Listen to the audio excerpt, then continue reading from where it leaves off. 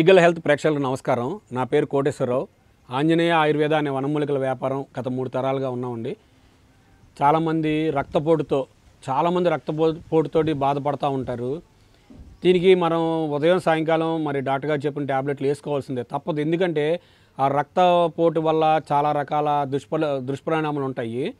కాకపోతే దీనికి మనం వైద్యుల సలహా ప్రకారం వాడే మందులతో పాటుగా చక్కని చిట్కా దీనికి కావాల్సింది కృష్ణ తులసి.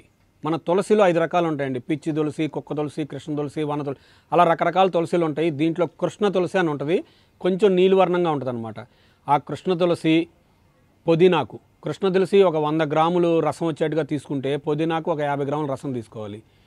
అలాగే దాంతోపాటు సర్పగంధ అని ఆయుర్వేద వనమూలికల దుకాణాల్లో దొరుకుతుందండి. దాన్ని 25 గ్రాములు అనమాట. కృష్ణ తులసి 100 గ్రాములు తీసుకుంటే పుదీనాకు 50 గ్రాములు, సర్పగంధ 25 గ్రాములు. ఈ 3 పదార్థాలు పరగడుపున అంటే ఈ మోతాదుగా కలుపుకొని రోజుకి 2-3 సార్లు నిల్వ ఉంచుకొని రోజుకి 2-3 సార్లు అంటే ఉదయం సాయంకాలం తీసుకోవచ్చు. ఈ మోతాదుని ఒక సుమారుగా 2 చెంచాల మోతాదు ఈ మిశ్రమం అంతా కలిపితే సుమారుగా 2 చెంచాల మోతాదు పరగడుపుని తీసుకుంటే సరిపోద్ది. మామూలుగా అయితే కావాల్సిన వాళ్ళు అంటే అధికంగా రక్తపోటు ఉన్న వాళ్ళు 2వ పూట కూడా తీసుకోవచ్చు.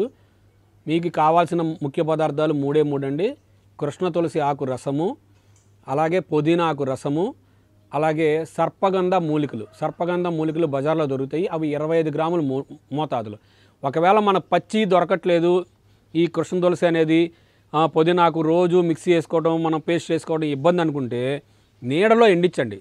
నీడలో ఎండించిన ఈ పదార్థాలని మెత్తగా చూర్ణం చేసి ఒక పల్చటి గుడ్డలో వస్త్రగలితం చేసి అంటే 100 గ్రాములు కృష్ణ తులసి పొడి, 50 గ్రాములు పుదీనాకు పొడి, 25 గ్రాములు సర్పగంధ పొడి, ఈ మూడింటిని మిశ్రమం కలుపుకొని 1/2 చెంచా మోతాదుగా 2 పూట్ల సేవించండి ఉదయం సాయంకాలం. రక్తపోటుకి చాలా ఉపయోగకరంగా ఉంటుందండి. దీనివల్ల ఏంటంటే మనం రోజు ట్యాబ్లెట్ వేసుకుంటున్నాం కదా, మళ్ళీ ఇది ఎందుకు వాడాలంటే ఆ ట్యాబ్లెట్ వేసుకున్నా కూడా కొంతమందికి తక్కువ అవుతూ ఉంటుందండి. మందులు వాడినా కూడా తక్కువ అవుతూ ఉంటుంది. దాంతోపాటు తీసుకోవడం వల్ల ఏంటంటే మంచి గుణకరంగా ఉంటుంది. దీంట్లో సైడ్ ఎఫెక్ట్ వచ్చే ఎటువంటివి లేవండి. కొంతమందికి కూడా ఈ రక్తపోటు సంబంధించిన ట్యాబ్లెట్లు కూడా మానేసిన వాళ్ళు చాలామంది ఉన్నారు. అందరం చెప్పలేం, కొన్ని శరీర తత్వాలను బట్టి మానేసిన వాళ్ళు కూడా ఉన్నారు.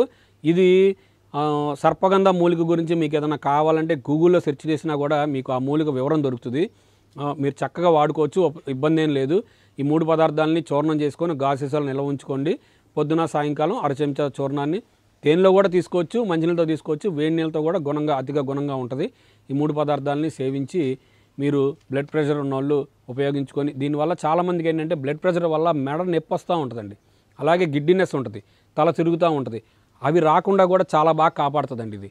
ఈ సర్పగంధ వల్ల చాలా ఉపయోగం. అలాగే రక్తపోటు మధుమేహం ఉన్నోళ్ళు కూడా 2 కలిపి, ఇద్దరికి రక్తపోటు ఉన్నోళ్ళు కూడా మధుమేహం ఉంటుంది. చాలామందికి మధుమేహం ఉన్నోళ్ళు కూడా రక్తపోటు ఉంటుంది.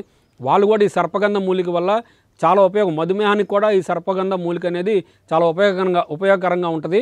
మీరు చెప్పిన విధంగా ఉదయం సాయంకాలం 1/2 చెంచా చూర్ణాన్ని వాడుకోండి. లేదంటే కనుక పరగడుపున 1 చెంచా చూర్ణాన్ని గోరువెచ్చని నీళ్ళతో తీసుకోండి చాలు.